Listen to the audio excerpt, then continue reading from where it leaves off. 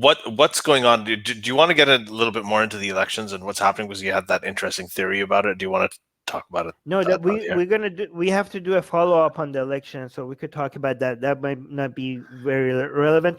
The only thing that is relevant about the elections right now is that the whole show of, hey, reformist versus hardliner, this election they have moved. They're not even pretending that anymore. They unless something dramatic happens, and one of the so basically what happened, I think yesterday or the day before yesterday, I forgot which day it was. No, I think it was yesterday. Yeah, this just happened. Is that the Guardian Council in Iran came and with the list of there were around more than 500 people applied to become candidates in the upcoming Iranian elections. More than 500 of them. And guess how many? Do you know, Ali? Do you know how many of them were approved? Well, one. Well, there's one that's running. No. Approved for running. What do you mean one? How could you have for running? Okay, no. I thought you were talking about who ended up. No, I don't.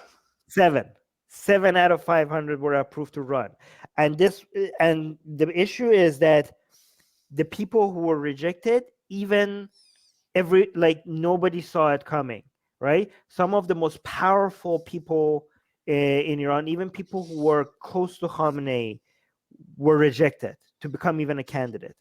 And almost any serious competitor to Raisi was also eliminated. Like Larijani was the major shock was not the fact that Larijani was not approved to be a candidate. So right now it seemed like Raisi was approved, and 6 other jokers that don't seem to have a chance unless something crazy happens. Just like Rouhani didn't have a chance unless something crazy happened and he became elected. So right they want Raisi to win. They want Raisi to win, right? They have even the people who were even a little bit had a chance against him, they even removed them, right? And basically the only one reformist candidate, nobody even know who he is, and he's not even. Yeah, it's a joke. It's so bad that Raisi himself complained that this is not competitive. Raisi himself is like, you're just gifting me the presidency, and nobody's going to take my presidency seriously if it's just gifted to me like this, right? I mean, it was always a joke. It was always a fake election, but it has never been this transparently a joke, made up election, right? Even the hardliners are complaining that nobody's going to come and show up to vote if this is if you just why even have an election, right? Every year people always say this is always rigged. Why even have an election? But the difference is, since yesterday, the difference is that even the hardliners, the pro-regime hardliners, are now saying, why even have an election? Even Raisi is saying, I don't have a competitor. This is like giving me a ball with an empty, goal for me to, with no defenders for me to score. And even the people who used to be, this is okay. The brother of Ali Larijani, which is Sadegh Larijani, he used to be the member of the Guardian Council. And he is saying that this is a joke. Even the former members of the Guardian Council are saying this is a joke. And they're saying that this year, the pressure by security forces, and when they say security forces, they're talking about IRGC. They're saying the pressure of the security forces on the Guardian Council has been so incredible that basically everything has been selected. You know how I said Khamenei makes all the decisions, but even though he makes the decisions, he has to still maneuver politically against people who are against his interests, and he doesn't. Even though he seems to be the king, things that he wants doesn't go through always the way he wants it. Right? He is tightening his grip even more than before. He is removing all sources, even sources of pretend. Here's the reason, Ali, because the way the elections in Iran work, they always try to make it seem like the people have a choice. But this show that is a fake show, right?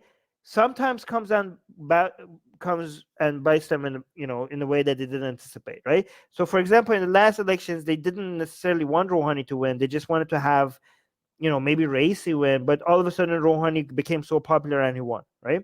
And maybe we don't know, but we know that the head of the Guardian Council himself has come and said that in the previous elections, when Mousavi became a serious competitor to Ahmadinejad and all the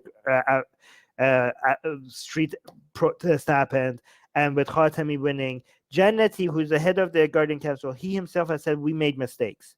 So they're basically openly saying that we should basically forget giving people false hope. We're now gonna not just control people and act like we're democracy. We're gonna be transparent about it. We're gonna become full dictatorship. This is a Shia Islamic State. Like, it's the whole republic part of the Islamic Republic. They're becoming more open about how. I mean, Khamenei just a couple of years ago suggested that maybe they should get rid of the presidency.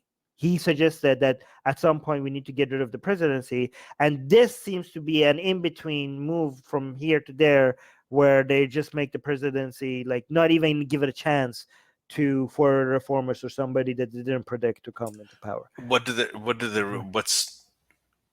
you replace it with, the presidency? A prime minister, which is completely chosen by Khamenei himself, going to a prime minister, back, to how it was. Yeah.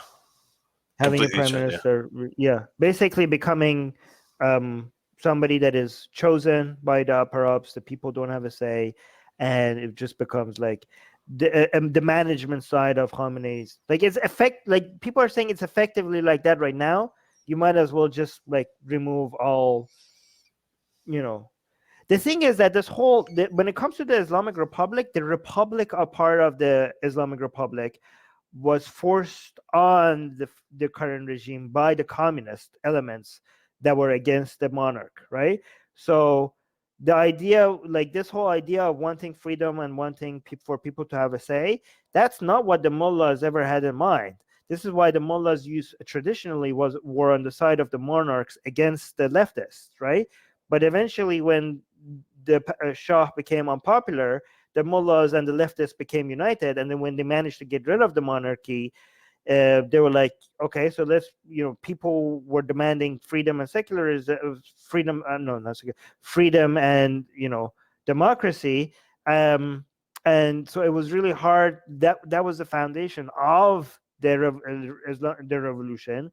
So it was really hard to just give them an Islamic government. They had to give them an Islamic Republic, which is basically the left. Basically, the leftists use the management and the authority of the mullahs to get rid of to bring back down the Pahlavi dynasty. But when the mullahs came into power, they managed to get rid of all the communists and the leftists and mass execute them.